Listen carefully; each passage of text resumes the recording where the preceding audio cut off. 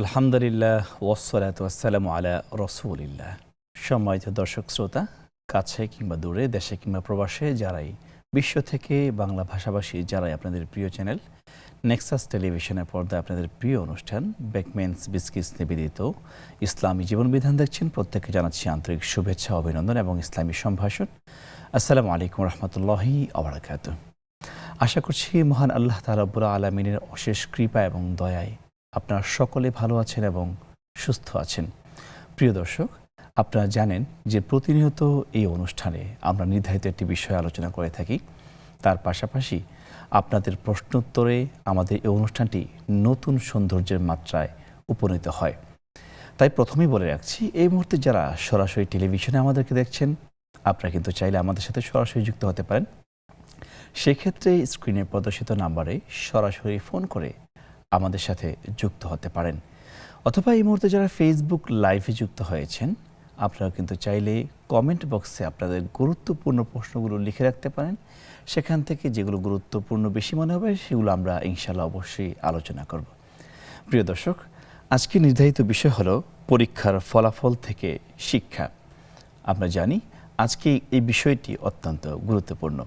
এই বিষয়ে আলোচনা করার জন্য এবং আপনাদের প্রশ্নের উত্তরগুলো যিনি দিবেন, আপনাদের অত্যন্ত প্রিয় ব্যক্তিত্ব, বিশিষ্ট মিডিয়া ব্যক্তিত্ব শাইখ আলী হাসান তৈয়ব, খতিব আন্ডুর জামে মসজিদ, টঙ্গী, গাজীপুর। আসসালামু আলাইকুম রহমতুল্লাহি ওয়া বারাকাতুহু। ওয়ালাইকুম আসসালাম ওয়া রাহমাতুল্লাহি ওয়া বারাকাতুহু। হাইয়াকাল্লাহ। কেমন আছেন? আলহামদুলিল্লাহ শাইখ, ভালো আছি। আপনি কেমন আছেন? আলহামদুলিল্লাহ। অসংখ্য ধন্যবাদ জ্ঞাপন করছি যে আপনার ব্যস্ততম সময়েও আমাদের আমন্ত্রণে স্টুডিওতে উপস্থিত হয়েছেন। আপনাকে শুকরিয়া। সম্মানিত দর্শক, পরীক্ষা আসলেই ছাত্রদের মনে একটা ভয় সঞ্চার হয়, ফলাফল কি হবে। অনেকে হতাশ হয়ে পড়েন, অনেকে উচ্চ প্রত্যাশা থাকার কারণে রেজাল্ট একটু খারাপ হলেই হতাশ হয়ে পড়েন। আমরা দেখেছি বিগত সময়ে বাংলাদেশে এইচএসসি অথবা এসএসসি পরীক্ষার সময় যে পরিমাণ হতাহতের ঘটনা ঘটে, বিশেষ করে পরিসংখ্যানে আসছে এই পর্যন্ত যতটি এসএসসি পরীক্ষা হয়েছে এবং যারা ফেল করেছে, এই আত্মহত্যা বিশ্লেষণমূলক দেখতে গেলে অধিকাংশ আত্মহত্যাগুলো পড়াশোনা কেন্দ্রিক যেগুলো হচ্ছে, তার মধ্যে 62% আত্মহত্যা করা হচ্ছে এসএসসিতে ফেল করার কারণে, এবং দেখা যায় এইচএসসিতে ফেল করার কারণে অনেক আত্মহত্যার ঘটনা ঘটে। কিন্তু প্রশ্ন করতে চাই, একটি মাত্র ফলাফল কি জীবনের সাফল্য নির্ধারণ করে? আলবার্ট আইনস্টাইন অথবা যে সমস্ত বিজ্ঞানীদের ইতিহাস আমরা পড়ি, তারা কি তাদের একাডেমিক লাইফে সর্বোচ্চ ফলাফল করেছিলেন? না। তাদের মধ্যে কিছু বিজ্ঞানীদেরকে আমরা শুনেছি যে স্কুল থেকে টিসি দিয়ে বের করে দিয়েছে, আর মা তাকে বুঝিয়েছে এই স্কুল তোমার মেধার ভার নিতে পারছে না, এই জন্য স্কুল তোমাকে বের করে দিয়েছে। সেই ইন্সপাইরেশন নিয়ে কিন্তু তিনি তার জীবনে সফল হয়েছেন। তার মানে একাডেমিক রেজাল্ট জাস্ট একটা নাম্বার। জীবনে ব্যর্থতা আসবে, সফলতা আসবে, পরীক্ষা আসবে, পরীক্ষা ফলাফল আসার মতো হবে কিংবা অনেক সময় আশা বহির্ভূত হতে পারে। এই মুহূর্তে আমরা তৎক্ষণিক কী করতে পারি, এই বিষয়ে আমরা জানবো। প্রথমে একটু শাইখের কাছে জানতে চাই, এই যে সারা বাংলাদেশব্যাপী আজকে এসএসসির যে রেজাল্ট হয়েছে, আমরা দেখেছি মোটামুটি অনেক সংখ্যক ফেল করেছে, লক্ষাধিক, কয়েক লক্ষ ফেল করেছে। প্রথমে একটু তাদের ব্যাপারে একটু আমি আপনার কাছে জানতে চাই। ধন্যবাদ। নাহমাদুহু ওয়া নুসাল্লি আলা রাসূলিল কারীম, আম্মা বাদ। প্রথমে ধন্যবাদ দেব যে আজকের জন্য একদমই খুবই প্রাসঙ্গিক, সময়োপযোগী একটি সাবজেক্ট আজকে নির্ধারণ করা হয়েছে। আল্লাহ সুবহানাহু ওয়া তাআলা পবিত্র কোরআনে বলেছেন, আল্লাযী খালাকাল মাউতা ওয়াল হায়াতা লিয়াবলুয়াকুম আইয়ুকুম আহসানু আমালা। আল্লাহ হলেন সে আল্লাহ যিনি তোমাদের মৃত্যুকে, জীবনকে সৃষ্টি করেছেন পরীক্ষা করার জন্য কে তোমাদের মধ্যে কর্মে ভালো। আমাদের পুরা জীবনটাই পরীক্ষা। আমাদের এই দুনিয়ার হায়াত, যে ক্ষণস্থায়ী আমাদের আয়ু, এই আয়ু পুরোটাই কিন্তু আল্লাহর একটা পরীক্ষা। আমাদের আসল গন্তব্য হলো আখিরাত। আমাদের এই দুনিয়াতে যদি আমরা ভালো করি, ভালো ফলাফল করি, সেখানে ভালো হবে, এখানে খারাপ করলে ওখানে খারাপ হবে। আজকে রেজাল্ট দিয়েছে যারা ভালো করে তাদের একাডেমিক ক্যারিয়ার সুন্দর করে বয়ে এনেছে, ভালো করে প্রস্তুতি নিয়েছে, ভালো পড়াশোনা করেছে, তারা গতকাল থেকে আনন্দে ছিল যে কখন সেই আনন্দের ক্ষণটা আসবে, বাবা মার গর্বিত চেহারা তারা দেখবে এবং আত্মীয় স্বজনদেরকে মিষ্টি খাওয়াবে, ফেসবুকে স্ট্যাটাস দেবে এবং ভিক্টোরি চিহ্ন দেখাবে। যারা ভালো করে তাদের সময়টাকে মূল্যায়ন করেছে। আর যাদের রেজাল্ট খারাপ হবে, ছাত্র নিজেই তো জানে তার রেজাল্ট কেমন হবে, সে পরীক্ষা কেমন দিয়েছে। এখন যারা পড়াশোনা করেনি, যারা ফেসবুকে সময় কাটিয়েছে, বন্ধুদের সাথে আড্ডা দিয়ে সময় কাটিয়েছে, ক্লাসে ঠিকমতো উপস্থিত হয়নি, হোমওয়ার্কগুলো করেনি, তারা কিন্তু চোরের মন পুলিশ, তারা ইয়ানাফসি করছিল। সুতরাং আমি বলবো প্রথম পয়েন্ট এটাই যে এই পরীক্ষা আমাদের আসল পরীক্ষার কথা মনে করিয়ে দেয়। আমরা যেন এই পরীক্ষায় মানে এই সমস্ত সিগমেন্ট দেখে কিংবা এই সমস্ত দৃশ্য দেখে এই সমস্ত বিভিন্ন উপলক্ষ যখন আসে সেগুলো দেখে যেন আমরা আসল পরীক্ষার কথাটা মনে করি। আমরা কিন্তু ভুলে যাচ্ছি। আমরা অধিকাংশই সেই ফেল স্টুডেন্টের মতো যারা তাদের মূল কাজ ছাত্র নং অধ্যয়নং তপ, ছাত্র জীবনের প্রধান তপস্যা, প্রধান ইবাদত, প্রধান সাধনা হলো লেখাপড়া করা। তো লেখাপড়া বাদ দিয়ে আর সব কিছুই তারা করে, মানে আড্ডা, ফেসবুকিং, সব কিছু। তো এখন আমাদের মূল হায়াতটাকেও যেন আমরা ওইরকম মানে ব্যর্থ ছাত্রের মতো না হয় সেটা খেয়াল করা। বাকি মনে রাখতে হবে যে এই পরীক্ষাটা আসল পরীক্ষা নয়। এই পরীক্ষা শুধু আমাদের ক্যারিয়ারের জন্য উন্নতির একমাত্র কারণ, গ্যারান্টি দাতা এরকম নয়। আপনি সুন্দর একটা উদাহরণ দিয়েছেন। প্রশ্নটা নিয়ে আমরা আলোচনা যাচ্ছি ইনশাআল্লাহ। আসসালামু আলাইকুম ওয়া রাহমাতুল্লাহি ওয়া বারাকাতুহু। হ্যালো, আসসালামু আলাইকুম। ওয়ালাইকুম আসসালাম। আচ্ছা, আমার প্রশ্ন হলো তিনটা, বুঝছেন? জি বলুন। আমার প্রশ্ন তিনটা। আর প্রথম প্রশ্ন হলো এশরাকের নামাজ কি সুন্নত না নফল, বুঝছেন? এশরাকের নামাজ, এশরাকের নামাজ, তাই তো? জি জি জি, বুঝতে পেরেছি। এশরাকের নামাজ সুন্নত না ফরজ, নফল? আচ্ছা, আচ্ছা, এটা জি। জানাবে। আর এশরাকের নামাজে মনে করেন পুরো 1 লাখ শুধু পড়লে হবে? আচ্ছা, তৃতীয় প্রশ্ন। হ্যাঁ, আরেকটা প্রশ্ন হলো যে এশরাকের নামাজ আমরা পড়ি সূর্য উদয় হওয়ার আধা ঘন্টা পরে পড়তে হবে না 25 মিনিট পরে? আপনার শেষের প্রশ্নটা বোন একটু অস্পষ্ট ছিল, যদি আবার করতেন। হ্যালো, রাখি। আচ্ছা, ঠিক আছে। আমাদের সাথে আরেকজন দর্শক যুক্ত হয়েছেন। আসসালামু আলাইকুম রহমতুল্লাহ। আসসালামু আলাইকুম। ওয়ালাইকুম আসসালাম। ভালো আছেন হুজুর? জি আলহামদুলিল্লাহ, আল্লাহ ভালো রেখেছেন। প্রিয় ভাইজান, আপনি কেমন আছেন? প্রশ্নটি করবেন। প্রশ্নটি করুন।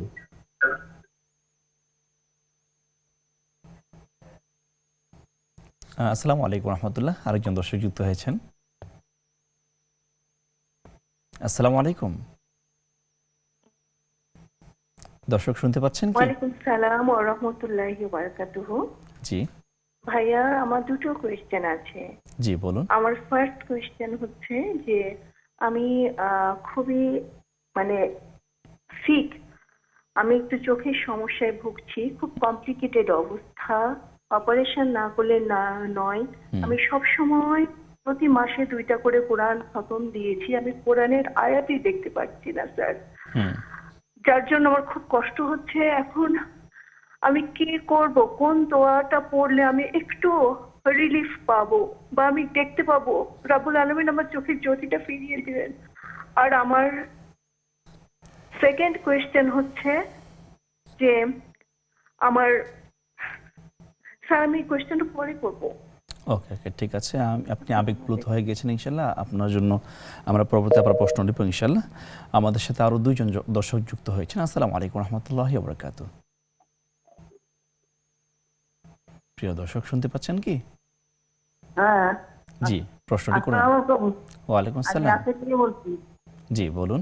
আচ্ছা, বাথরুমে তো আমরা উজু করে রাখুন, পাশে তো এসে বেশি আছে, তো বেশি করছে আয়নাটা থাকে, আয়না যদি চোখ করলে সেটাকে ওদিন কোনো ক্ষতি হবে? বেসিনে আয়না চোখ করলে? হ্যাঁ, চোখে পড়ে আছে। আচ্ছা, আমাদের সাথে আরেকজন দর্শক যুক্ত হয়েছেন। আসসালামু আলাইকুম রহমতুল্লাহ।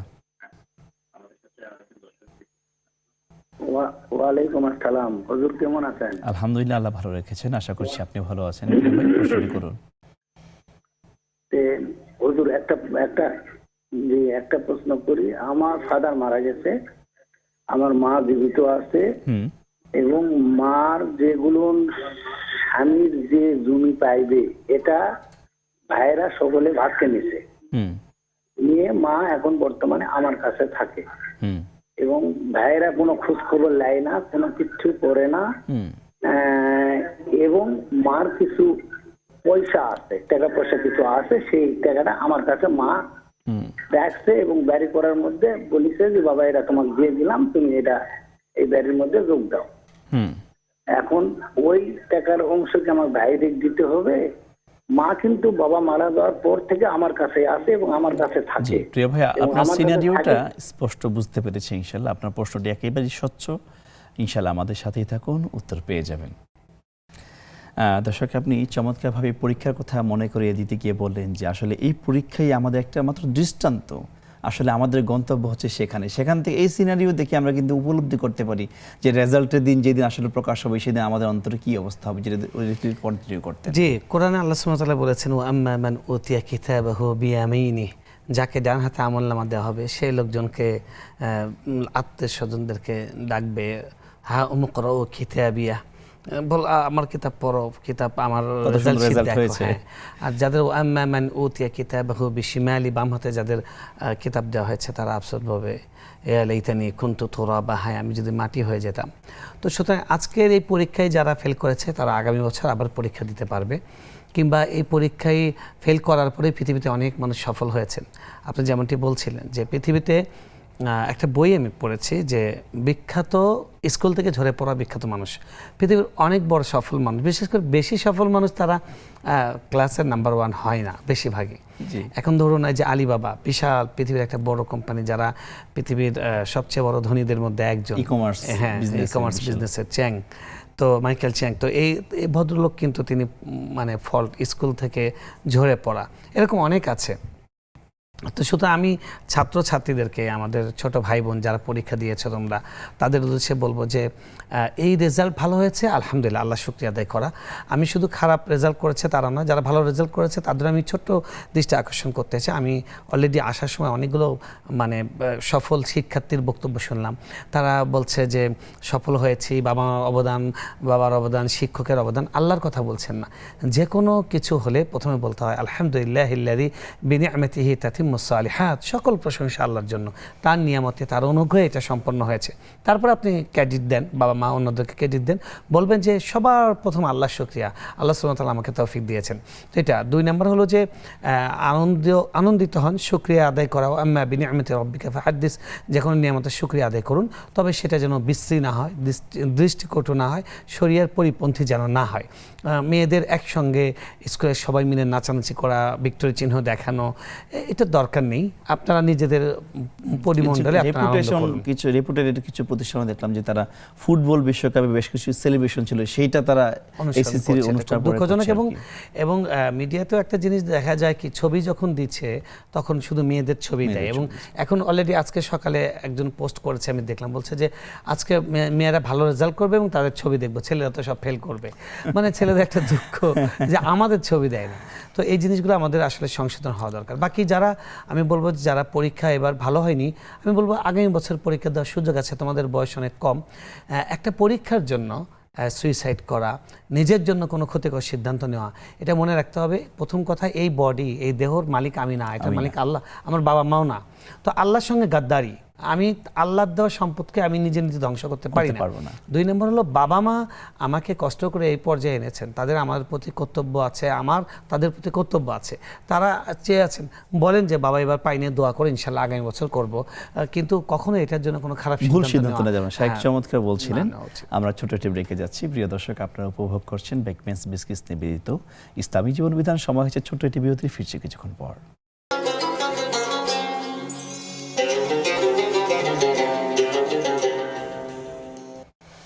আসসালামু আলাইকুম রহমতুল্লাহি ওয়া বারাকাতুহু। প্রিয় দর্শক, বিরতির পর আপনাদেরকে আবারও স্বাগত জানাচ্ছি। আপনারা দেখছেন বেকমেন্স বিস্কিটস নিবেদিত ইসলামী জীবন বিধান। আমরা একটি গুরুত্বপূর্ণ বিষয় নিয়ে আলোচনা করছিলাম, তার পাশাপাশি আপনারা অনেকজনে প্রশ্ন করেছেন, আমরা প্রশ্ন উত্তরগুলো নিয়ে আলোচনা করছি ইনশাআল্লাহ। এই পর্বে প্রথমেই যে প্রশ্নটি আমাদের এক বোন করেছেন, 2টি প্রশ্ন একসাথে আমি করে দিচ্ছি যেহেতু সংশ্লিষ্ট একটি বিষয়।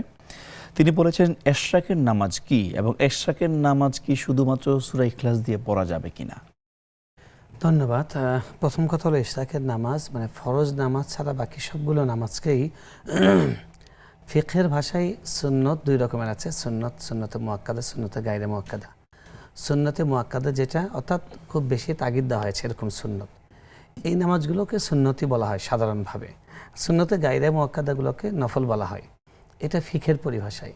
কিন্তু হাদিসের সবগুলাই সুন্নত, সবগুলাই নফল, সবগুলাই তাতাওয়ু, নফল, সবগুলোকে নফল বলা হয়েছে। সুন্নতে মুআক্কাদাকেও নফল বলা হয়েছে। নফল মানে অতিরিক্ত, ফরজের অতিরিক্ত যেগুলো, সেগুলো সব। তো সেজন্য সালাতুল ইশরাক এটা সুন্নতে গায়রে মুআক্কাদা, অবশ্যই এটা নফল। আপনি চাইলে পড়বেন, পড়লে সওয়াব হবে হজ উমরা, না পড়লে সওয়াব হবে না, কোনো ক্ষতি নেই, কোনো গুনাহ নেই।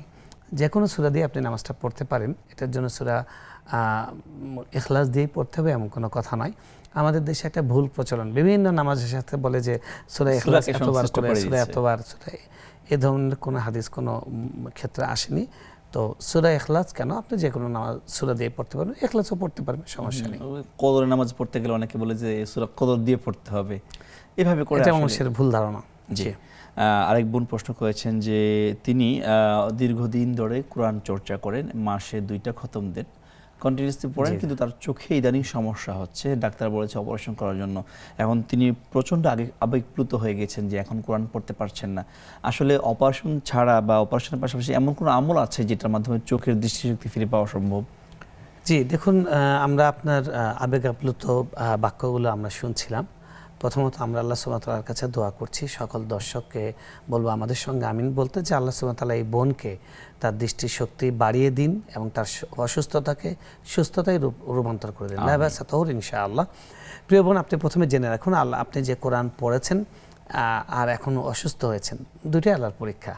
আগে আল্লাহ আপনাকে পরীক্ষা করেছেন নিয়ামত দিয়ে, এখন অন্যরকমভাবে নিয়ামত দিতে পারেন। দেখুন, যে কোনো বিপদের সময় যে কোনো নিয়ামত আল্লাহ যদি তুলে নেন, যদি বান্দা ধৈর্য ধারণ করে, ধৈর্য ধারণের নিয়ম হলো ইন্নালিল্লাহ বলা, মন খারাপ না করা, আল্লাহর রেজা বিল কাজা, আল্লাহর ফয়সালা, আল্লাহর সিদ্ধান্তের উপর সন্তুষ্ট থাকা। সেটা যদি আপনি করেন, ইনশাআল্লাহ আল্লাহ সুবহানাহু ওয়া তাআলা পরিস্থিতির উত্তরণ ঘটাবেন। আপনি অবশ্যই অপারেশন করুন, আত্মবিশ্বাস রাখুন, আল্লাহর উপর সুধারণা রাখুন। আল্লাহ বলেছেন যে আনা ইনদা যান্নি আবদি বি, আমার বান্দা আমার প্রতি যেমন ধারণা করে আমি তেমন আচরণ করি। আপনি একদম ধারণা করবেন যে সামনে অপারেশন হবে, এরপর আপনার চোখটা আগের থেকে আরও ভালো হবে ইনশাল্লাহ, এরকম কনফিডেন্স রাখবেন, একদমই মন খারাপ করবেন না। আর জেনে রাখবেন, কোরআনের বারাকা আপনি দৃষ্টিতেও পাবেন, হায়াতেও পাবেন, এখন যদি না পান অন্যভাবে পাবেন। আর আপনি যেটা পড়তে পারেন, প্রথম কথা আল্লাহর সুবহানাহু ওয়া তাআলার একটা নাম আছে নূর, আল্লাহু নূরুস সামাওয়াতি ওয়াল আরদ, এই আয়াত পড়তে পারেন। নূর সংক্রান্ত বা নূর শব্দযুক্ত যতগুলো আয়াত আছে এগুলো পড়তে পারেন। আপনি ইয়া নূর ফরজ নামাজের পরে 11 বার করে পড়ে চোখে ফু দিতে পারেন। এটা একটা পরীক্ষিত আমল, এমনি কোনো হাদিসে আসে না, যেহেতু আল্লাহর আসমাউল হুসনা দিয়ে একটা বরকতময় নাম। বরকত আছে, তো এই জন্য এটা পড়ে আপনি ফু দিতে পারেন। আর বেশি বেশি ইস্তেগফার, বেশি বেশি দরুদ পড়বেন, ইনশাআল্লাহ আপনার সংকট কাটিয়ে উঠবেন। জি, আমাদের সাথে আরেকজন দর্শক যুক্ত হয়েছেন। আসসালামু আলাইকুম রহমতুল্লাহি ওয়া বারাকাতুহু। দর্শক শুনতে পাচ্ছেন কি? আসসালামু আলাইকুম। ওয়ালাইকুম আসসালাম রহমতুল্লাহি ওয়া বারাকাতুহু। হুজুর, আমার একটা জি,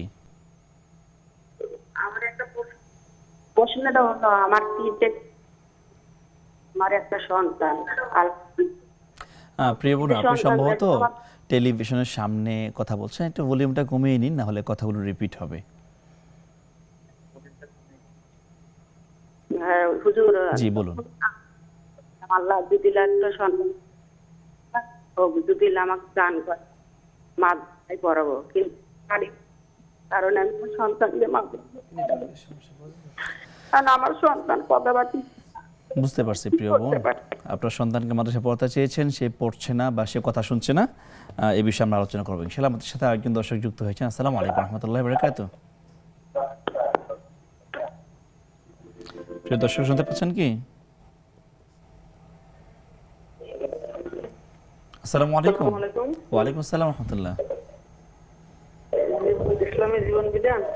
জি, ইসলামী জীবন বিধান নেক্সাস টেলিভিশন থেকে বলছিলাম, আপনার প্রশ্নটি করুন।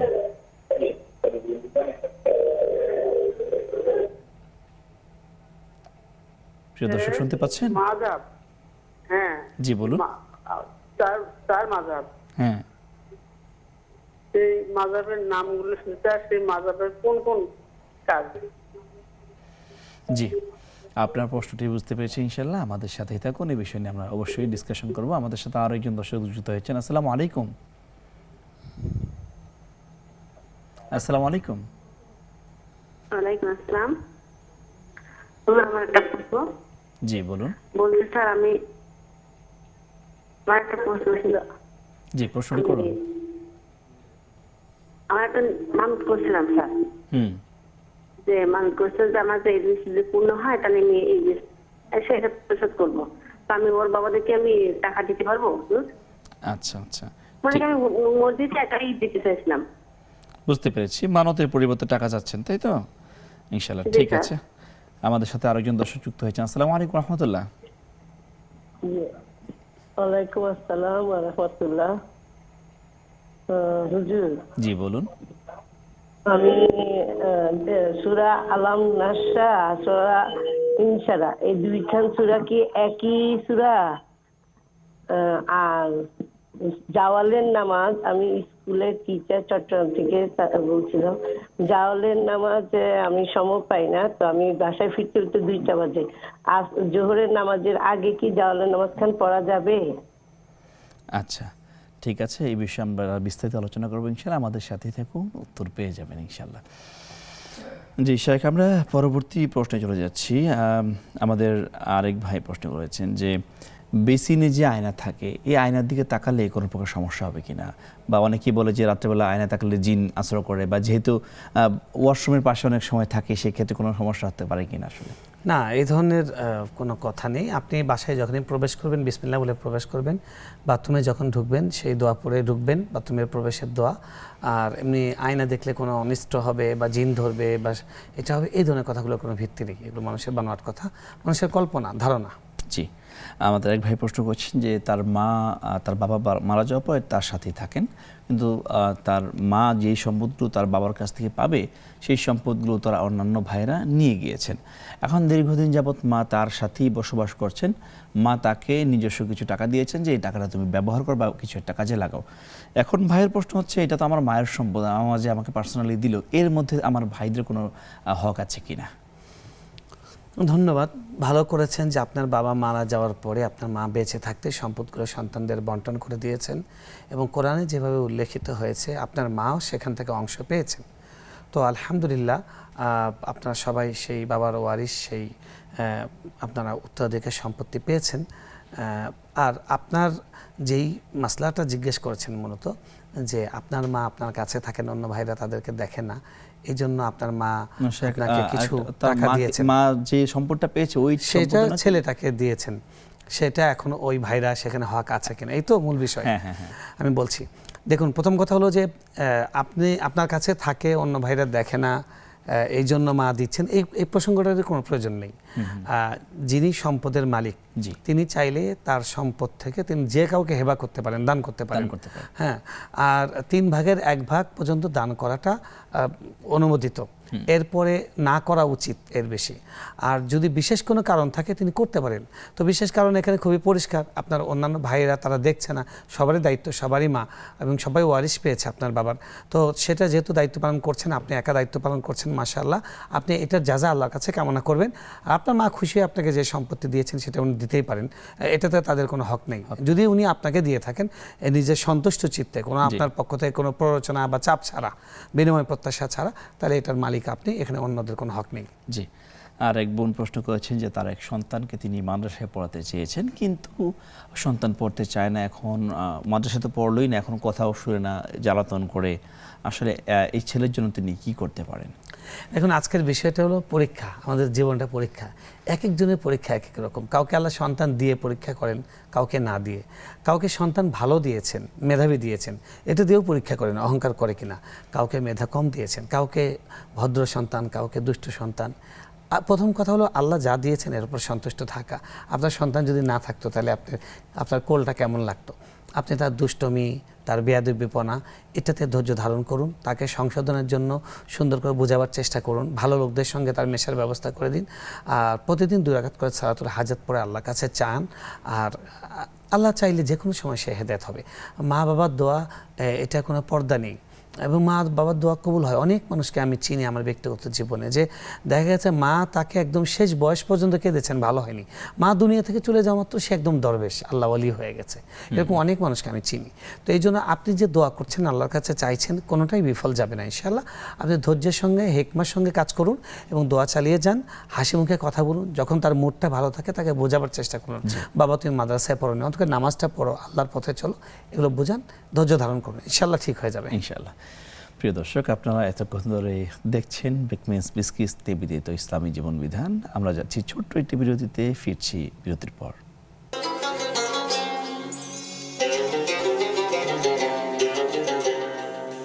আসসালামু আলাইকুম রহমতুল্লাহি বরকাত। প্রিয় দর্শক, বিরতির পর আবারও স্বাগত জানাচ্ছি। আপনারা উপভোগ করছেন ব্যাকমেন্স বিস্কিস নিবেদিত ইসলামী জীবন বিধান।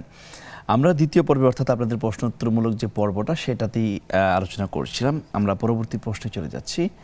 আমাদের এক বোন জানতে চেয়েছেন যে মাযহাব কি, আসলে কোন মাযহাবের কি বৈশিষ্ট্য। লম্বা আলোচনা, যদিও আপনি যদি আমাদেরকে বলতেন।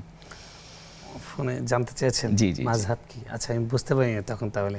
আচ্ছা আচ্ছা, যাক, মাযহাব শব্দের অর্থ হলো যাহাবা ইয়াযহাবু থেকে মাযহাব মানে যাওয়ার জায়গা, গন্তব্য, পথ, চলাচলের পথ। তো মাযহাবটা হলো রাসূলুল্লাহ সাল্লাল্লাহু আলাইহি ওয়াসাল্লাম, তিনি হলেন শরীয়তের প্রবর্তক এবং আল্লাহ সুবহানাহু ওয়া তাআলার অথরাইজ পারসন। আল্লাহ বলেছেন আতিউ আল্লাহ ওয়া আতিউর রাসূল, আল্লাহ এবং আল্লাহ রাসূলকে আনুগত্য করো, ওয়া উলিল আমরি মিনকুম, এবং তোমাদের মধ্যে যারা তোমাদের মধ্যে উলিল আমর আছে তাদেরকে অনুসরণ করো। তো আল্লাহ এবং আল্লাহ রাসূলকে অনুসরণ করব আমরা। রাসূল সাল্লাল্লাহু আলাইহি ওয়াসাল্লামকে সাহাবীরা কোরআনে যা বোঝেননি বা তাদের জীবনে যা ঘটেছে সরাসরি জিজ্ঞেস করেছেন, কিন্তু রাসূল সাল্লাল্লাহু আলাইহি ওয়াসাল্লাম চলে যাওয়ার পরে তখন তারা কী করবেন, তারা তখন সিনিয়র সাহাবীদেরকে জিজ্ঞেস করেছেন। এভাবে সাহাবীরা যখন চলে গেছেন, সাহাবীদের ছাত্ররা যারা তাবি, তাদেরকে জিজ্ঞেস করেছেন। এভাবে ইসলামের প্রথম শতাব্দী খায়রুল কুরুনি কারনি সুম্মাল্লাযিনা ইয়ালুনাহুম, প্রথম শ্রেষ্ঠ শতাব্দী যখন চলে গেছে, তখন ইসলামটা পৃথিবীর বিভিন্ন দেশে চলে গেছে, পরিস্থিতি ভিন্ন রকম, সংস্কৃতি ভাষা ভিন্ন, তখন ইসলামের আরও ব্যাপকায়ন দরকার ছিল। এরকম পরিস্থিতিতেই তখন বড় বড় কিছু আলেম, শুধু 4 জন মাযহাব, আরও বড় বড় কিছু আলেম, তাদেরকে বৃহৎ সংখ্যক মানুষ ফলো করত। তো এরকম অনেক অনুসরণীয় অনেক আলেম ছিলেন।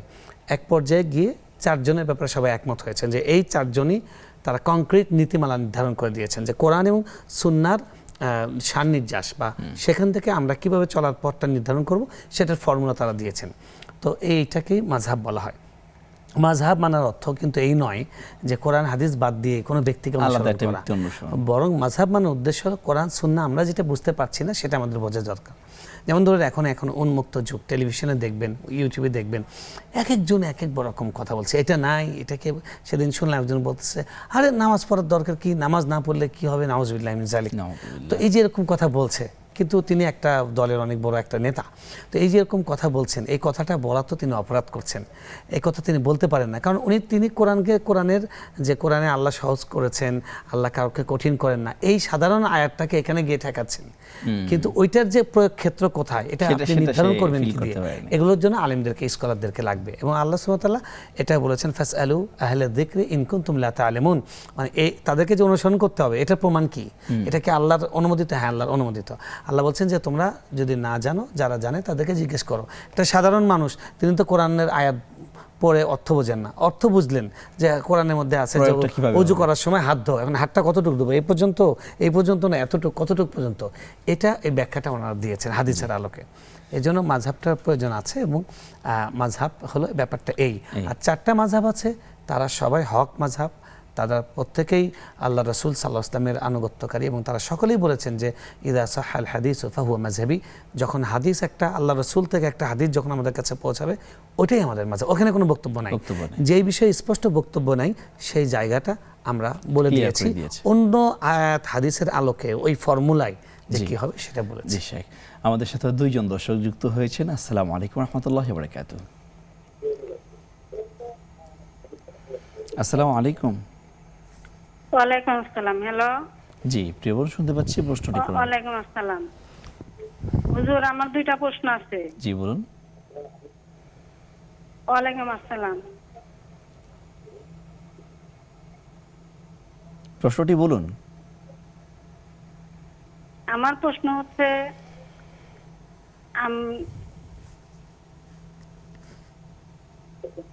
হুজুর আমার প্রশ্ন হচ্ছে, জি, আমার 1 নম্বর প্রশ্ন হচ্ছে, আমার স্বামী আমাকে আর আমার সন্তানদের না জানিয়ে একটা চরের ভিতরে বাড়ি করছে, কিন্তু এখানে থাকা আমার খুবই সমস্যা হয়ে গেছে। কিন্তু আমার এমন অবস্থা হয়েছে হুজুর, আমি এখন আমার স্বামীর সাথে সবসময় আমি তর্ক করি, আর মন আমার কোনো দিকে টেকে না এই বাড়িতে। একা একা শুধু থাকে, ছেলে বিয়ে করছে, মেয়ে বিয়ে দিচ্ছে, আর কেউ নাই। আর আমার স্বামী এসে মানে চুপি চুপি বাড়িটা করছে তার বাবার জায়গায়। আমার এখন মন কোনো কিছু টেকে না, স্বামীর সাথে আমি ঝগড়া করি। আমার কি করলে আমার মন ভালো হবে আর বাড়িতে থাকতে পারবো? আমার সবসময় কান্নাকাটি করি, তার জন্য আমি অনেকে ধরছি যে আমার স্বামীকে বুঝায় একটু জায়গা কিনে আর একটা বাড়ি। বুঝতে পেরেছি, করলে আমি আপনার থাকতে সমস্যাটা পারবো। বুঝতে পেরেছি প্রিয় বোন। আপনার কি আর কোনো জিজ্ঞাসা আছে? প্রশ্ন হচ্ছে এর করণীয় কি আমাকে একটু বোঝাবেন? জি, ইনশাআল্লাহ। আর দুই নম্বর প্রশ্ন হচ্ছে, আপনার স্বামীর আমার কি পায়েস সুযোগ আছে? পায়েস রোগের জন্য হুজুর, আমি পায়েস রোগের জন্য কোমরে না একটা গাছ বেঁধেছি, বুঝছেন? তাতে কি আমার গুনাহ হবে? আচ্ছা আমাকে একটু আচ্ছা প্রিয় বোন, আপনার আমাদের সাথে হাজবেন্ডের থাকুন। কি আর অন্য আরেকটি বাড়ি করার সামর্থ্য আছে, অ্যাবিলিটি আছে, অর্থনৈতিক? ডিসকানেক্টেড হয়ে গেছে, আমরা দ্বিতীয় কলটি নিয়ে নিচ্ছি। আসসালামু আলাইকুম রহমতুল্লাহ। ওয়ালাইকুম আসসালাম। ওয়ালাইকুম আসসালাম। জি, প্রশ্নটি করুন। যেহেতু আমার দুটি প্রশ্ন। জি বলুন। আমার প্রথম প্রশ্ন হচ্ছে, আমরা তো 4 রাকাত এবং 3 রাকাত বিশিষ্ট ফরজ নামাজের প্রথম 2 রাকাতে তাশাহুদ পড়ি, আবার পরবর্তী উঠে দাঁড়াইয়া পরবর্তী নামাজ শেষ করি। কিন্তু অনেক সময় দেখা গেছে যে এই তাশাহুদ পড়ার পরে দুরূদ ইব্রাহিমের মধ্যে কিছু অংশ পড়ে ফেলি মনে ভুলে, তখন এই অবস্থায় আবার নামাজ শেষ করে সৌসেজদা দিই। আমার এই নামাজটা কি এভাবে পড়া ঠিক আছে? আর দ্বিতীয় প্রশ্ন হচ্ছে, এই আসর নামাজের 4 রাকাত সুন্নত এবং এশার নামাজের 4 রাকাত সুন্নতের মধ্যে তো আপনার ওই যে প্রত্যেক সূরা 4 রাকাতেই সূরা ফাতিহার পরে আরেকটা সূরা মিলাইতে হয়। তো অনেক সময় দেখা গেছে যে প্রথম দ্বিতীয় 2 রাকাতের মধ্যে সূরা ফাতিহার পরে এই সূরা না মিলাইয়া নামাজ শেষ করে ফেলা বা ভুলে যায়, তখন সেজদা দেয়। এভাবে কি নামাজ হয়? মনে ভুলে ওই দ্বিতীয় রাকাতে তো বুঝতে সূরা পেরেছি, ফাতিহা বুঝতে পেরেছি আপনার সমস্যাটা বুঝতে পেরেছি। ইনশাআল্লাহ আমাদের সাথে থাকুন, উত্তর পেয়ে যাবেন। আমাদের সাথে আরো কিন্তু দর্শক যুক্ত হয়েছেন। আসসালামু আলাইকুম। আসসালামু আলাইকুম।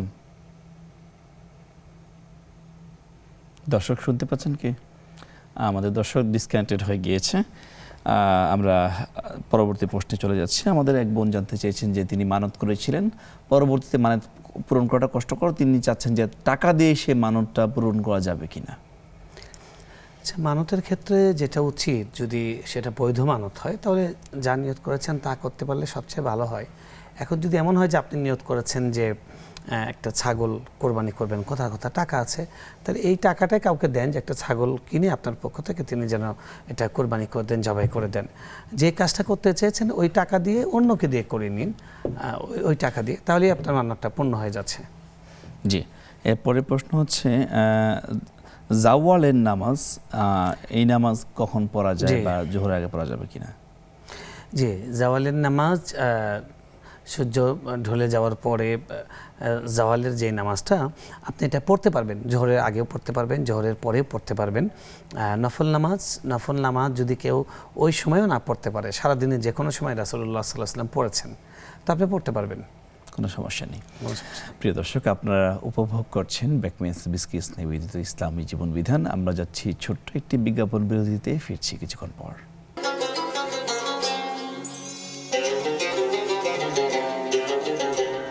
আসসালামু আলাইকুম রহমতুল্লাহি ওয়া বারাকাতুহু। দর্শক, আপনাদেরকে আবারও স্বাগত জানাচ্ছি বিরতির পর। আপনারা উপভোগ করছেন বেকমেন্স বিস্কিটস নিবেদিত ইসলামী জীবন বিধান। এই পর্যায়ে আমরা পরবর্তী প্রশ্নে চলে যাচ্ছি। আমাদের এক বোন প্রশ্ন করেছেন যে সূরা ইনশিরাহ এবং আলাম নাশরাহ এই দুটো কি একই সূরা কিনা? জি, দুটো একই সূরা। আচ্ছা, আরেক বোন ফেসবুকে প্রশ্ন করেছেন যে হালাল টাকায় যদি ব্যাংকের শেয়ার কেনা হয়, যেটা বিভিন্ন ইসলামিক ব্যাংকিংও তাদের শেয়ার বিক্রি করেছে, এবং সেই শেয়ার কেনার পর যদি মনে সন্দেহ হয় যে এটা হালাল কিনা হারাম, পরবর্তী সেই শেয়ার যদি বিক্রি করে যেটা আসে সেটা কি আসলে টাকা হালাল বা হারাম থাকে কিনা? আপনার প্রশ্ন থেকে বোঝা যাচ্ছে যে আপনি নিজে এটাকে হালাল বলতে আপনার কষ্ট হচ্ছে, সুতরাং এটা অ্যাভয়েড করতে পারলে, বেঁচে থাকতে পারলে ভালো। এখন যেহেতু কিনেছেন, বিক্রি করেন, বিক্রি করে যদি আপনার সচ্ছলতা থাকে, বেশি তাকওয়ার উপর থাকতে চান, ফতোয়া নয় তাকওয়া, তাহলে আপনি ওই যেটা মুনাফা, মূল টাকা রেখে মুনাফাটা আপনি দান করে মূল দিতে টাকা তো পারেন। সুদে জড়িত হচ্ছে না। মূল টাকাটা তো আপনারই। আর যদি আপনি নেন তাও জায়েজ হবে, ইসলামী ব্যাংক যেহেতু, ওভারঅল জায়েজ হবে আর কি। জি, এরপরে ফেসবুকে আরেকটা প্রশ্ন আসছে যে তিনি আমাদের এই চ্যানেল থেকেই শুনতে পেয়েছেন যে মুনাজাতে শেষে যে মুখে হাত মুছে আল্লাহুম্মা আমিন বলা, এটা নাকি বিদআত। এই ব্যাপারে তিনি স্পষ্ট ধারণা জানতে চাচ্ছেন। বিদাত, আমিন বলা বিদাত নয়, আমিন বলা আল্লাহ কবুল করেন, এটা তো মোনাজাতের একটা অংশ। আর মাথা মুখে হাত মাসে করা, এই বিষয়টা মতবিরোধপূর্ণ, মানে এটার যে হাদিসটা, এই হাদিসটা নিয়ে মতবিরোধপূর্ণ। কেউ কেউ এই হাদিসটাকে গ্রহণযোগ্য বলেন নাই, কেউ কেউ এটাকে গ্রহণযোগ্য মনে করেছেন, যেটার একটা মতবারস আমল আছে, কিন্তু আসলেও যে মাসা করা সুন্নত নয়। বাস ওয়াখিরু দাওয়ানা বা বাস দোয়া পড়া আলহামদুলিল্লাহ রাব্বিল আলামিন শেষ, এটা মাসে করাটা এটা সুন্নাহ নয়, এটাই হলো মূল কথা। জি। এরপর একজন বোন প্রশ্ন করেছেন যে তার স্বামী তার ওই শ্বশুরের একটি জায়গাতে বাড়ি করেছেন, অনেক চড়া এলাকায়, মানুষজন তেমন থাকে না, তার থাকতে প্রচণ্ড কষ্ট হয়, মন খারাপ হয়, কান্না করে, স্বামীর সাথে ঝগড়া হয়। এখন তার স্বামীকে অনেকে বুঝায় কিন্তু বুঝে না, তিনি কি করতে পারেন আসলে? আচ্ছা, আপনি আমরা শুনতে পারি নাই বা আপনি বলেন নাই যে আপনার স্বামীর আর্থিক অবস্থা কি। ব্যাপারটা যদি এমন হয় যে তিনি আসলে তার আসলে আলাদা করে জায়গা কেনার মতো সামর্থ্য নেই, কষ্ট করে কোনো রকম বাবা রেখে যাওয়া জায়গার মধ্যে কোনো রকম একটা ঘর করেছেন আপনাদের থাকার মতো, মাথা গোজার ঠাঁই, এরকম যদি হয়ে থাকেন তাহলে তো আপনি তার উপর জোর জবরদস্তি করতে পারেন না। আর মানুষ হলো, আল্লাহ তাআলা মানুষকে, মানুষ মানে হলো যে আপন করে নাই। ইনসুন, মানুষের শব্দের মধ্যেই মানুষ হলো একটা মানুষ হলো সমাজবদ্ধ জীব। তো এক জায়গায় গিয়ে কিছুদিন থাকলে আস্তে আস্তে ওই জায়গার সঙ্গে অ্যাটাচমেন্ট তৈরি হয়, আপনি আস্তে আস্তে সেটা খারাপ লাগাটা কেটে যাবে। কিন্তু এটার জন্য ঝগড়া করা, আপনি বলছেন খারাপ ব্যবহার করে ঝগড়া করি, এই কাজগুলো তো ঠিক না। আর যদি হ্যাঁ আপনার স্বামী সামর্থ্য আছে আলহামদুলিল্লাহ পর্যাপ্ত, তাকে অনুরোধ করুন, বুঝান খুশি মনে যে ঠিক আছে এই বাড়িটা ভাড়া দাও, অন্য একটা জায়গায় আমরা যাই, একটু আমরা খুশি মনে থাকি, সেটা আপস মেলামেশা করে করুন সন্তুষ্টির ভিত্তিতে। পাইলস রোগের জন্য যদি কোনো গাছের টুকরা বা কোনো কিছু কোমরে বাঁধা হয়, সেক্ষেত্রে এটা শিরক হবে কিনা বা এটা বৈধ হবে কিনা? দেখুন, যদি চিকিৎসা করা গাছ তো আল্লাহরই তৈরি, যদি এরকম হয় যে ওটা ওষুধ বানিয়ে খাচ্ছে, ওটা চিবিয়ে খাচ্ছে বা ওইটা থেকে কোনোভাবে ওটা খাচ্ছে, তাহলে তো ওটা থেকে উপকৃত হলো। আর অনেক সময় যেরকম হয় যে ওটার ঘ্রাণ, ওইটার টাচে ভালো হয়, ঘ্রাণে ভালো হয়, সেটাও তো ওইটারই একটা গুণাগুণ আল্লাহ দিয়ে রেখেছেন। আপনি জায়েজ হবে, সত্য কয়েকটা আছে। এক নম্বর হলো, প্রথম কথা গাছটা আল্লাহর সৃষ্টি, আপনি আল্লাহর কাছে শেফা তালব করবেন যে আল্লাহ এটার উসিলায় আপনি আমাকে ভালো করে দেন। আর এটার আদৌ এটা প্রমাণিত কিনা সেটা হওয়া, সেটা একটা প্রমাণিত না এমনি এমনি আপনাকে ছু মন্তর দিয়ে দিলাম গাছের মধ্যে, এগুলো করা যাবে না, এগুলো শিরকি মিশ্রণ কিংবা সরাসরি শিরক। তো সেজন্য আমরা বলবো যে এই ধরনের যদি রিয়েলি কোনো কবিরাজ যিনি মানে ভেষজ চিকিৎসা করেন এবং সেটা উপকারী প্রমাণিত হয়, তাহলে সেটা নিতে পারেন, আল্লাহ আপনাকে শেফা দিবেন এই ধারণার ভিত্তিতে, এই সত্যের ভিত্তিতে। অন্যথায় এটা না করাই ভালো। আর এক ভাই বলেছেন যে অনেক সময় আমরা 2 রাকাতের সালাতে বৈঠকে বসি, যদি বৈঠকে বসে ভুল হয় বা বৈঠকে বসতেই ভুলে যাই, এই সমস্ত বলেছেন দরুদ পড়লে, হ্যাঁ আচ্ছা বলেছেন যে জিনিসটা যে 2 রাকাত নামাজ পড়ার পরে প্রথম বৈঠকে তো আসলে আছে, তাশাহুদের পরে উঠে যাওয়ার কথা, ভুলে তিনি দরুদ পড়েছেন, তাহলে তার কি করণীয়? এবং উনি মাঝে মাঝে এরকম হয় যে নামাজ শেষ করে ফেলেছেন, তারপরে আর কিছুই করেননি, সাজদায়ে সাহু দেননি, তার কি করণীয়? প্রথম কথা হলো যে যদি আপনি ভুল করে দরুদ পড়ে নেন, তাহলে এই ব্যাপারে আলেমদের বক্তব্যটা, একাধিক বক্তব্য আছে। ধরেন আমাদের অন্যান্য ইমাম যারা আছেন তাদের বক্তব্য হলো যে কোনো সমস্যা হবে না, নামাজ কন্টিনিউ করবেন, ভুল করেছিলেন ব্যাস, এখন পড়া এটা ওয়াজিব নয়, এখন পড়বেন না, শেষ বৈঠকে পড়বেন। আবু হানিফা রাহমাতুল্লাহি আলাইহির বক্তব্য হলো যে তিনি সাজদায়ে সাহু দিবেন। এটা একটা চমৎকার ঘটনা আমি সেদিন শুনলাম।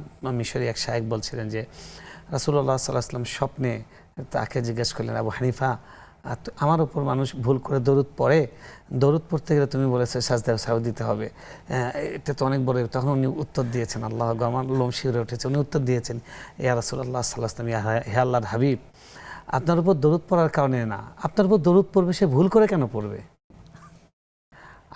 আপনি তো সবসময় আমার দরুদ পাওয়ার উপযুক্ত, আপনার উপর দরুদ পড়বে ভুল করে পড়বে কেন? হ্যাঁ, তো এইটাই জন্য সে ভুল করে কেন পড়লো, সেজন্য তার সুবহানাল্লাহ। তো আল্লাহ তাআলা এই আলেমদেরকে উত্তম জাযা দান করুন। তো এই জন্য আপনি খেয়াল করে পড়বেন যেন ভুলটা না হয়, আর যদি ভুল হয় বাস আপনি সাজদায়ে সাহু দিলেন সতর্কতামূলক আবু হানিফা রাহমাতুল্লাহ বক্তব্য অনুযায়ী। আর যদি সাজদায়ে সাহু না দেন, সালাম ফিরিয়ে দিয়েছেন, তাতেও কোনো সমস্যা নেই, যেহেতু অন্যান্য আলেমদের বক্তব্য হলো যে তাতে কোনো নামাজের সমস্যা হবে না। আসর এবং ঈশার যে 4 রাকাত সুন্নত নামাজটা আছে, সেখানে তো 4 রাকাতে প্রতি রাকাতে সূরা ফাতিহার সাথে অন্য সূরা মিলাতে হয়। কেউ যদি ভুল করে প্রথম 2 রাকাতে সূরা মিলায়, পরে যদি না মিলায়, সেক্ষেত্রে নামাজের ঘাটতি হবে কিনা? যে ঘাটতি হবে, যেহেতু সুন্নত নামাজে ফরজ ছাড়া অন্যান্য প্রত্যেক রাকাতেই সূরা মিলানো ওয়াজিব, তাই আপনাকে সাজদায়ে সাহু দিতে হবে। যদি সাজদায় সাহু না দেন, আপনি নামাজটা শেষ করে ফেলেছেন, সালাম ফিরিয়েছেন কিন্তু ওঠেন নাই, তাহলে আবার উঠিয়ে মানে বসা অবস্থায় আবার সালাম ফিরাবেন, সালাম ফিরে দুটি সেজদা দিয়ে তারপরে সাজদা সাহু আদায় করে আবার নামাজটা শেষ করবেন। আর যদি উঠে যান তাহলে নামাজটা আবার পড়ে নেবেন, যদি মনে করেন যেটা সুন্নতে মুআক্কাদা, আর না হলে না পড়লে নফল হয়ে যাবে, সমস্যা নেই। জি, আলহামদুলিল্লাহ। আমরা যে প্রশ্নগুলো দর্শক আমাদেরকে করেছিলেন সবগুলোর প্রশ্ন উত্তর দিয়েছি। আমরা যে বিষয়ে আলোচনা করছিলাম পরীক্ষার ফলাফল থেকে শিক্ষা, এই বিষয়ে আপনি আসলে চমৎকার একটি উদাহরণ দিয়েছিলেন যে আসলে দুনিয়ার এই পরীক্ষাতেই আমরা এত হতাশ হয়ে যাচ্ছি, কাঙ্ক্ষিত ফলাফল হয়তো যদি আমরা নাও পাই, হয়তো আমাদের আবার একটা চেষ্টা থাকবে, আবার সুযোগ থাকবে, কিন্তু কিয়ামতের দিন তো আর সেই সুযোগ থাকছে না, সেকেন্ড চান্স নেই, একবার গেলে তো। জি শাইখ, যদি ওই দৃশ্যপটটা যদি একটু শেয়ার করতেন। জি, দেখুন কোরআনে আল্লাহ বলেছেন যে ইয়াকুল ইয়া লাইতানি কদ্দামতু লি হায়াতি, আল্লাহ বলেছেন আখিরাতে কী পরিস্থিতি হবে, যারা ফেল করবে তাদের পরিস্থিতি কী হবে, আক্ষেপ কী হবে, সেগুলো বলে দিয়েছেন। তো আখিরাতের প্রশ্নগুলো আমাদের কাছে জানা আছে, উত্তরগুলোও জানা আছে। এরপরেও যদি কেউ আখিরাতের পরীক্ষায় ফেল করে তাহলে সত্যিই সে হলো ব্যর্থ। আর বিশেষ করে এবার বাংলাদেশে যে পরীক্ষাটা হয়েছে স্বচ্ছ, ভালো, অনেকটাই নকলমুক্ত পরীক্ষা হয়েছে, নতুন সরকার খুব কড়াকড়ি করেছে। আমরা দেখতে পেয়েছি যে প্রায় ৬২% স্টুডেন্ট পাস করেছে এবং সেখানে ৩৮% স্টুডেন্ট ফেল করেছে। এবং দেখলাম পত্রিকায় যে ৬,৯০,০০০, তার মানে ৭ লাখ ছাত্রছাত্রী পরীক্ষায় ফেল করেছে। তো এবার কিন্তু অনেক দুর্ঘটনা ঘটতে পারে, আমরা আল্লাহর কাছে দোয়া করি এরকম ঘটনা না ঘটুক। আমি সেই সমস্ত ছেলে মেয়েদেরকে আবারও অনুরোধ করছি যে এটাই শেষ চান্স নয়, চান্স আরও আছে। আর এখন তো সিস্টেমটা অনেক সুন্দর, শুধু ওই সাবজেক্টে পরীক্ষা দিলে হবে, আবার পরীক্ষা দিতে হবে না। আগে যেরকম ছিল ফেল করেছে পরের বছর ফুল আবার পরীক্ষা দিতে হবে, এখন শুধু ওই সাবজেক্টে পরীক্ষা দিবে। তো সুতরাং এইটা ভালো করে আবার পরে পরীক্ষা দিয়ে দিলে হবে। এটার জন্য আল্লাহ না করে কোনো দুর্ঘটনা ঘটানো, খুবই ভেঙে পড়া এরকম যেন না হয়। আর মনে রাখতে হবে যে পরীক্ষার রেজাল্ট ভালো হয় আমাদের জীবনের সব কিছু নয় এবং এটা একমাত্র লক্ষ্য নয়। আমি বলবো যে এমনকি যারা ভালো রেজাল্ট করেছে, A+ স্টুডেন্ট হওয়ার চেয়ে A+ মানুষ হওয়াটা বেশি জরুরি। অর্থাৎ আমাদের পরীক্ষায় যেরকম আমরা উত্তীর্ণ হয়েছে, আমাদের চরিত্র, আমাদের ম্যানার্স, আমাদের মানবিকতা, এসবের পরীক্ষাতেও আমাদেরকে উত্তীর্ণ হতে হবে। ভালো ছাত্র হয়ে ঢাকা বিশ্ববিদ্যালয়ে পড়ে আবরার ফাহাদকে খুন করেছে কারা? মেধাবী ছাত্ররা খুন করেছে, নিষ্ঠুরভাবে খুন করেছে। তো সুতরাং তারা তো ভালো ছাত্র ছিল, এরা তো কোনো A+ মানুষ না, এরাও মানুষ। তো সেজন্য আমি বলবো যে A+ স্টুডেন্টের চেয়ে A+ মানুষটা বেশি দরকার। শিক্ষক এবং অভিভাবক আমাদের এখানে ফোকাস করা উচিত।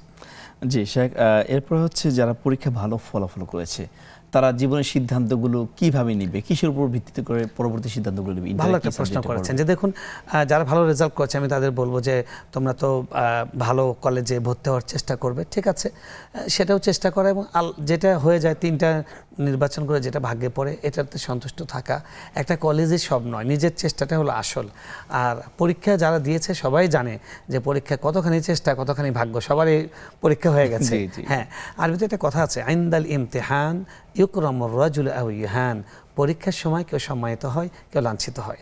তো আমাদের চেষ্টা করতে হবে আগামীর পরীক্ষাগুলোতেও এবং জীবনের পরীক্ষাগুলোতেও আমরা যেন সম্মানিত হতে পারি, অসম্মানিত যেন না হয়। এটার জন্য চেষ্টা করা, লেগে থাকা এবং আল্লাহর কাছে সাহায্য চাওয়া, এটা সবার কর্তব্য। জি, এক চমৎকার আলোচনা করেছিলেন। আমরা অনুষ্ঠান একেবারে শেষ পর্যায়ে চলে এসেছি। একদম মনোমুগ্ধকর আলোচনা আপনার থেকে শুনলাম, একটা গাইডেন্সও আমরা পেলাম। আলহামদুলিল্লাহ, আপনাকে অসংখ্য ধন্যবাদ আমাদেরকে সময় দেওয়ার জন্য। আপনাকেও ধন্যবাদ, জাযাকুমুল্লাহ। প্রিয় দর্শক, অনুষ্ঠানের শেষ পর্যায়ে শুধু এটুকু বলতে চাই, 2025 সালে কিন্তু এই রেজাল্টের কারণে প্রায় 430 জন শিক্ষার্থী আত্মহত্যা করেছেন। এটা জাতীয় পত্রিকার নিউজ। এবার প্রত্যাশা করব এমনটা যেন না হয়। আমাদের ছাত্রছাত্রীরা যেন বাস্তবতা বুঝে, বাস্তবতা মেনে আল্লাহর দরবারে তাদের অবস্থান ভালো কিংবা খারাপ যেন কৃতজ্ঞ বান্দা হতে পারে। সকলের কাছে এই আবেদন রইল। আর এই আবেদন জানিয়ে সকলের সুস্থতা কামনা করে আজকে অনুষ্ঠান এখানে শেষ করছি। আসসালামু আলাইকুম ওয়া রাহমাতুল্লাহি ওয়া বারাকাতুহু।